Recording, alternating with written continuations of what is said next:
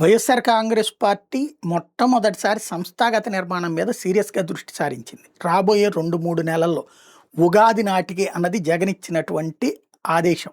దాని ప్రకారం ఉగాది నాటికి ప్రతి బూత్ స్థాయిలో సభ్యత్వాలు, అలాగే టోటల్‌గా రాష్ట్ర వ్యాప్తంగా ఈ సభ్యత్వాలను లెక్కలు కట్టి బూత్ కమిటీలు, మండల కమిటీలు, జిల్లా కమిటీలు, అలాగే రాష్ట్ర కమిటీలు ఇట్లాగ ఒక సంస్థాగత నిర్మాణం చేసి, ఈ సంస్థాగత నిర్మాణం మొత్తాన్ని డిజిటలైజ్ చేసి ఎవరికి వాళ్ళకి యాప్సు, అట్లాగే వాట్సాప్ గ్రూప్సు, తద్వారా ఒక చిన్న ఇన్ఫర్మేషన్ అధినాయకత్వం నుంచి వెళ్తే మిగతా వాళ్ళకి వెళ్తుంది. వాస్తవంగా ఇప్పటికే తెలుగుదేశం దగ్గర ఉంది. అది 1,20,00,000 మందితో దానికి గ్రూప్స్ ఉన్నాయి.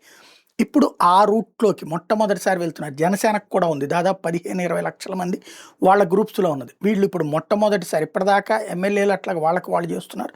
టోటల్ సంస్థాగత నిర్మాణం పూర్తి స్థాయిలో చేసేందుకు జగన్ ఆదేశాలతో అడుగులు వేస్తున్నారు. అట్లాగే అన్ని పార్టీలోని అన్ని విభాగాలకి అనుబంధ విభాగాలు.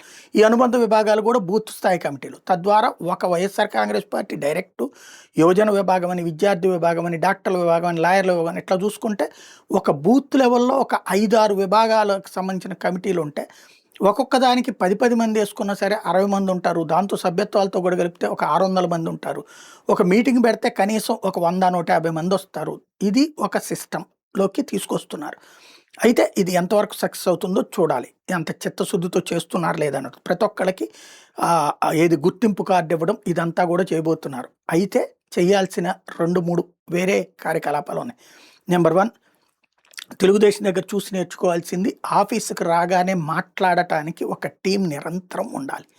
వాళ్ళు ఆయా వాళ్ళ యొక్క సమస్యల్ని తెలుసుకుని అధినాయకత్వం దృష్టికి తీసుకెళ్లే ఒక లింక్డ్ ప్లాట్ఫామ్ ఉండాలి. ఇది నెంబర్ 1. రెండవది, పార్టీ కార్యాలయాల దగ్గరికి ఎక్కడికక్కడ ఇప్పుడు మండల స్థాయి పార్టీ కార్యాలయాలు, జిల్లా స్థాయి పార్టీ కార్యాలయాలు ఎక్కడున్నా సరే కార్యకర్తలు వచ్చినప్పుడు కాస్త టీ ఇవ్వడము, మధ్యాహ్నం టైంలో వస్తే అంత భోజనం పెట్టే ఏర్పాటు చేయగలిగితే అప్పుడు మన కుటుంబము మనది అనేటటువంటి ఒక ఫీలింగ్ వస్తుంది. టోటల్గా ఆ విషయాల మీద దృష్టి సారించుకోవాల్సింది. అయితే పార్టీ తెలుగుదేశం అయితే ఆ రాష్ట్ర పార్టీ కార్యాలయంలో అది ఏర్పాటు చేస్తుంది. జిల్లాల్లో అట్లా లేకపోయినా సరే. బట్ ఎవరికన్నా కొంతమంది ఎమ్మెల్యేలు వాళ్ళ సొంత డబ్బులతో అట్లా పెట్టే ఏర్పాట్లు కూడా ఉన్నాయి. అది ఇక్కడ సీరియస్గా దృష్టి సారించుకోవాల్సిన బాధ్యత వైసీపీకి ఉంది.